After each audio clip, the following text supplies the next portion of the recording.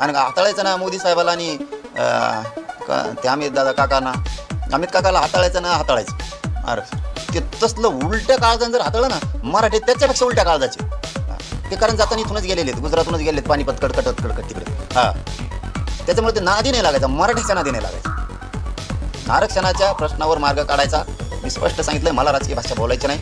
पण जर दिलं नाही आचारसंहिता लागायच्या आत तुमचे डाव फेल झाले, तुम्हाला निवडणूक घेऊन सुद्धा पश्चाताप येणार.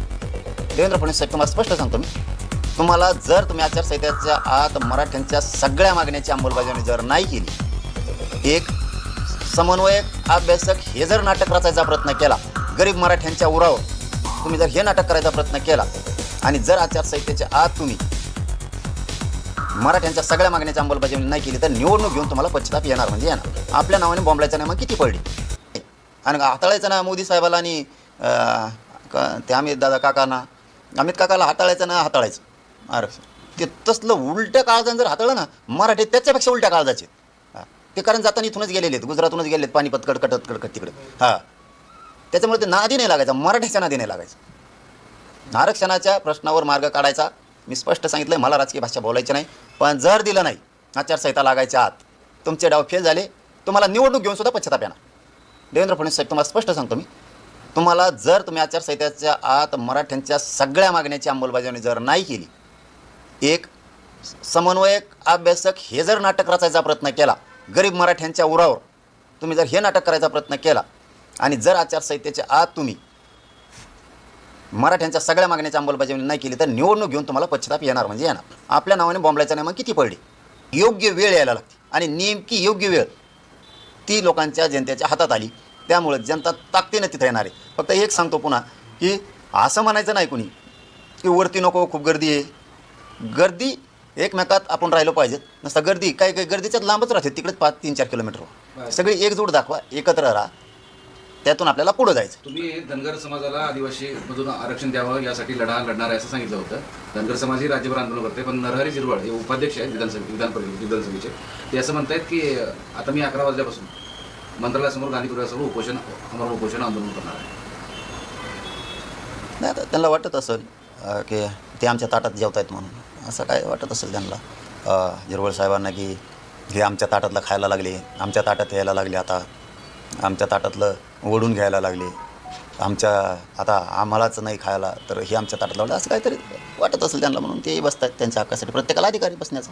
जसं मराठ्यांना ओबीसीचा विरोध वाढतोय किंवा भुजबळ विरोध करतायत, तसं आता आदिवासीतून झिरवळ धनगरांना विरोध करतायत. नाही, मी काय असतं की त्यांना वाटलं असेल ना की हे आमच्या ताटात यायला लागले आहेत, आमचं आरक्षण खायला लागले आहेत, मग आम्हाला कमी होईल, आमच्या लेकराला मिळणार नाही, असं आदिवासी बांधवांना वाटत असेल, म्हणून तेही बसले असतील. आणि अधिकारी प्रत्येकाला बसू शकतो प्रत्येकजण आपल्या हक्कासाठी.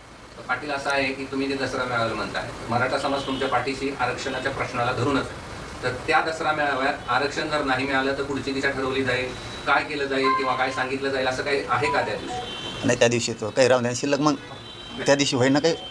या विषयावर तुम्ही बोलणार हे तरी स्पष्ट करा ना की आरक्षणावर जायचं ठरवलं. काय गोष्टी दादासाहेब आता लय स्पष्ट बी नसतंय.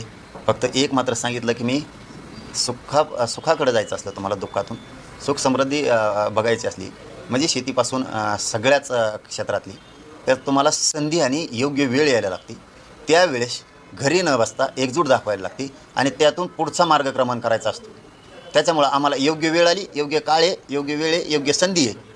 त्या दिवशी सगळा शिष्यगण असेल, जनता असेल, शेतकरी असेल, सगळे एकजुटीने एकत्र येतील, ताकदीनं तो पाण वेगानं येतील. ते पण आज कॅबिनेट आहे आणि कॅबिनेटच्या नंतर मुख्यमंत्री आणि सर्व मंत्री उपसमितीच्या बैठकीला जाणार आहेत. काय वाटतं तुम्हाला? आणि मराठा आरक्षणाचा कोण जाणार आहेत उपसमितीच्या बैठकीला? उपसमितीच्या बैठकीला मुख्यमंत्री असतील अशी शक्यता आहे कॅबिनेट. तर काय वाटतं? आणि मराठा आरक्षणाच्या उपर ते विषय आहेत, काय वाटतं काय होईल?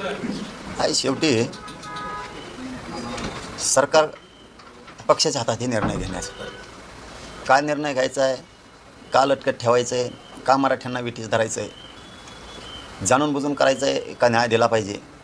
आपण ज्या पदावरती बसलो आहे, ज्या लोकशाहीला आपण मानतो, ज्या कायद्याला मानतो, त्या कायद्यात मराठ्यांचं आरक्षण असतानाही द्यायचं का नाही द्यायचं, का द्यायचं नाही, ही सारासार विचार त्यांनी करायला पाहिजे. परंतु आज त्यांची बैठक आहे. अशी मागच्या आपण ज्यावेळेस उपोषणाला होतो त्यावेळेसच फोनवरती त्यांनी सांगितलं होतं की येत्या सोमवारी आम्ही बरेचसे निर्णय करतो आहे. म्हणजे सगळ्या सोयऱ्यांच्या अंमलबजावणीपासून तुम्हाला म्हणलं होतं ना मी नंतर बोलूयात त्या विषयावरती. आणि मी जनतेलाही सांगितलं होतं की त्यांनी त्या सोमवारीच सांगितलं होतं की ह्या सोमवारी येत्या 3ही गॅजेटसुद्धा आणि जे जे काय विषय आहेत ते मार्गी काढायचा आपण प्रयत्न करूयात. आता त्याला हे सोमवार आला आहे म्हणजे आजचा. आता काय त्यांचे काय गेम आहेत, काय डाव आहेत, काय बनवाबनवी आहे, काय अडचण आहे लक्षात येत नाही. परंतु मी स्पष्ट सांगितलेलं आहे त्या शब्दावरती मी ठाम आहे. मी ना राजकीय भाषा करणार आहे ना राजकीय कुठं स्टेटमेंट करणार आहे. फडणवीस साहेबांना संधी दिलेली त्या संधीचं त्यांनी सोनं करावं. मराठ्यांच्या सगळ्या मागण्याची अंमलबजावणी करावी पण डाव न टाकता. किंवा अभ्यासक बोलवून तेव्हा अभ्यासक बोलवून आमकं कर हे नाटकं मात्र सरकारने करून गोरगरीब मराठ्यांच्या रोष अंगावर घ्यायचं काम नाही. कारण तुम्हाला मला एक गोष्ट कळत नाही. तुम्ही सांगितल्याप्रमाणे आता की अभ्यासक बोलवलेत. काय बैठकीला अभ्यासकाची गरज येते? कोण येते अभ्यासक? सरकार तुम्ही आहेत. तुमच्याकडे कायद्याचे अभ्यासक आहेत, घटनेचे अभ्यासक आहेत, तुमच्याकडे आरक्षणाचे अभ्यासक आहेत. घटनेच्या ढाच्याच्या चौकटीत ते कसं बसवायचं याचे सगळे तज्ज्ञ तुमच्याकडे. हे असताना तुम्हाला अभ्यासक कशाला पाहिजे? मग तुमचा तेव्हा मागचा ट्रॅप तर नाही ना. तुम्ही काही समन्वय गोळा करणार, काही संघटना गोळा करणार, काही अभ्यासक यांना विचारताच काय? मागण्या सरळ आहेत. मागण्याची अंमलबजावणी सरकारनं करायची. विषय संपला. तुम्ही चर्चा करता कशाची? प्रत्येक वेळेस तुम्ही कॅबिनेट घेणार, उपसमितीची बैठक घेणार. तुम्ही राज्यातल्या काही 4-2 इकडे तिकडे बांधावर पुस्तकं वाचणारे ते अभ्यासक त्यांना नाव ठेवणार आणि ते तुमचेच खाजगी अभ्यासक. ते त्यांना त्यांचंच कळत नाही त्यांना मिळेल. आणि हे लोकांना घेऊन तुम्ही सांगणार की आम्हाला अभ्यासकांशी चर्चा करायची खूप ते व्हायबल आहे, त्रुटी आहे, ते बसतच नाही आहे, ते वाकडंच होतं आहे, तिकडंच होतं आहे. हे सरळ करणार आहेत काही कुठून आणले? सरळ सरळ उघड आहे. समाज कोणचा असो, मराठा असो किंवा धनगर असो किंवा बाराबलुतेदारांचा प्रश्न असो, मागण्या तुमच्याकडे दिल्याच्या नंतर सरकारची जबाबदारी आहे ते बसवायच्या कशा आणि त्याची अंमलबजावणी करायची. वेळ काढूपणा का का हे काय सांगणार आहे तुम्हाला?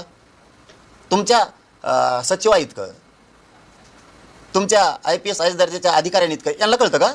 आणि यांना कळतं तर 42 वर्ष कशाला गेले मग? म्हणजे हे नाटक नको. तुम्ही बोलवा. तुम्ही अभ्यासक बोलू नये या मताचे आम्ही नाही. बोलवा. आमच्याही कोण अभ्यासक आहेत मराठ्यात त्यांचाही विचार घ्या. पण 13 महिने झाले तीच आहे ना. अभ्यासक सरकार, अभ्यासक सरकार आणि ते अभ्यासक त्याच्या सोयीनुसार बोलतो. फटका आम्हाला बसतो. सरळ सांगतो सरकारला हे नाटकं तुम्ही खरंच बंद करा. अभ्यासक बोलवायचे आणि ते दाखवायचे. आणि ते जर ट्रॅप असेल मग अभियान नाव दिलं होतं त्याला की आम्ही अभ्यासक घेणार, आम्ही संघटनेचे लोक घेणार, आम्ही समन्वय घेणार, आम्ही आणखीन बरेचसे गोळा करणार आणि मग त्यातून चर्चा करणार आणि माझ्या विरोधात रान उठवणार. त्यात काही मिळणार नाही तुम्हाला. त्यात काही मिळणार नाही. म्हणजे गोरगरीब आंदोलन करते इकडं, मागण्याची अंमलबजावणी करायची तिकडं, तर मधीच मार्ग काढी देत. आम्ही महाराष्ट्रातले आता अभ्यासक बोलले. काय बोलले कशाला? 1 वर्षापासून तीच चर्चा आहे आणि आधी 40 वर्षी तीच चर्चा आहे. तेच अभ्यासक आहेत, तीच चर्चा आहे. फक्त सरकार बदलतं 6 महिन्याला, 6 वर्ष, 2.5 वर्षाला. 2.5 वर्षी ती दुपारून ते नांगराला खांद्याला बैल बदलिले म्हणे. दुपारून येऊ तिसरा भारताला ते येऊ नाही चालला की बदलिलाच. असं ही खेळ यांचा. तुम्ही का म्हणून येड्यात काढता? बरं सरकारला सांगतो तुम्हाला काहीही मिळणार नाही. तुम्हाला खरं सांगतो तुम्ही कितीही आमच्या विरोधात जाऊन तुम्ही कितीही अभ्यासक गोळा करा, हे काहीही तुमचा त्याच्यात फायदा होणार नाही. आणि आम्ही आमच्या मागण्यापासून हटत नाही आणि सगळी अंमलबजावणी पाहिजे. बाकीचं सांगायचंच नाही. अमित शहांवर तुम्ही काल बोलला, बावनकुळे असं म्हणाले की अमित शहांवर बोलला असाल तर सूर्याला दिवा दाखवण्याचा प्रयत्न करा. ते सूर्य आहे काय? केंद्रीय गृहमंत्री आहेत ना अमित काका? सूर्य आहेत का? ते सूर्य तिकडे आहे वर आभाळात. हे काय मी सांगितलं मला राजकीय बोलायचंच नाही. ते बोलले म्हणून मी बोललो. डबल बोलायचं नाही. डबल बोलले ना ते गुर्जर जाट मराठा हे भानगडीत पडायचं नाही. डबल मी गिनीत नसतो काहीच नसतो. ते आपल्यासंग नाद नाही करायचं. पटेल गुर्जर मराठा मुस्लिम दलित जाट हे जर एकत्र झाले ना, पटेल पाटेदार, यायला तुम्हाला हालतासुद्धा नाही यायचं, दाराच्या बाहेर नाही यायचं. मग तुम्ही उगं नाद करू नका कोणाची. त्या रजपुताचा कार्यक्रम तसा करून टाकला उलटा सुलटा यांनी. मला त्याच्यात बोलायलाच लावू नका. आता तुम्हाला काल सांगितलं मी, मराठ्यांचं आंदोलन हाताळताना गोडी गुलाबीनं हाताळायचं. ते बाकीच्या भानगडीत पडायचं नाही. दिल्लीच्या आंदोलनाचं कसं केलं, ते शेतकरी आंदोलनाचं कसं केलं, पंजाबचं कसं केलं, ह्या भानगडीत मस्तंग नाही पडायचं, अजिबात नाही पडायचं. आणि ते स्वप्न कधीच बघायचं नाही. त्यांसारखं हाताळून काय तुमचं गोळ्या बंदुकी असत्या इथं काही चलत नसतं. आम्हाला नावीला जर मग आरेला कार्य करावं लागतं. मनोज जरांगे आता पूर्णपणे राजकीय झाले तसं प्रवीण दरेकर म्हणतात आणि राजकारणासाठी मराठा समाजाचं प्लॅटफॉर्म जरांगेने तयार केलं. खरं बोललं का बघा यांचं असं होतं. यांना खरं बोललं की पूर्णपणे राजकारणी झाले आणि हे झाले. त्यांनाच मान्य आहे. ते इकडे आलेच नसते. कशामुळे आले विचारा त्यांना. त्या मी जे बोलतो मी एक समाज म्हणून बोललो, खरं ते मांडलं, हे काम मी केलं मांडायचं. ते बोलले, मी बोललो. इथून पुढं बोलायचं नाही. हे नाटकच रचायचं नाही. गोरगरीब लोक इकडं रक्त सांडतायत, इकडं लढतायत, आणि हे कुंकुण तरी धरून आणायचे, अर्धा कोट घातलेले, त्या पोटाचा खिसा फाटलेला, हे धाडायचे नाहीत. मागचा खिसा सुद्धा वर आलेला असतो यांचा ध्यान सुधारत नाही खाली पोचावतो म्हणून. हे असे हे लोकांचे पेनं चोरलेले, हे घेऊन बसायचे तिकडे विगण टोपणाचे, आणि इकडे लोकांचा फेस पाडा आहे, आंदोलनं करून यांच्या दुखावर मीठ चोळायचं. ही पद्धत सरकारची चांगली नाही. मागण्या तुमच्याकडे गोरगरीबांनी दिले, त्याची अंमलबजावणी करायची आणि मोकळं व्हायचं. तुमचं राजकारण तुम्हाला लकला, मला राजकारणात जायचं नाही. पण जर तुम्ही नाही दिलं, तुमच्या आयुष्यात तुम्हाला इतका पश्चाताप येईल. ही निवडणूक घेऊन 2024. चलो, धन्यवाद. नारायणगडावर जो मेळावा होणार आहे, दसरा मेळावा, पहिली शुभेच्छा तुम्हाला दिली उदय सामंत यांनी. तुमच्या दसरा मेळाव्याला शुभेच्छा केल्या. काय उदय सामंत यांनी शुभेच्छा दिल्या तुमच्या दसरा मेळाव्याला. सामाजिक आहे ना कार्यक्रम. हे बघा, त्यांचे धन्यवाद सामंत साहेबाचे पण. परंतु दसरा मेळावा नारायणगडावरचा होणारा हा सामाजिक परंपरेनुसार आहे. तिथं ना जातीचा विषय होणार आहे, ना राजकारणाचा विषय होणार आहे. आणि जे बोलतो मी तेच करतो. फक्त एक गोष्ट खरी आहे की ज्यावेळेस आपण एखाद्या दारिद्र्याच्या खाईत येत, ज्यावेळेस आपण प्रचंड मोठ्या संकटात सापडलेलो आहे, जनता, प्रजा, लोक, त्यावेळेस कुठंतरी वेळ, काळ आणि संधी येऊ द्यायला लागते.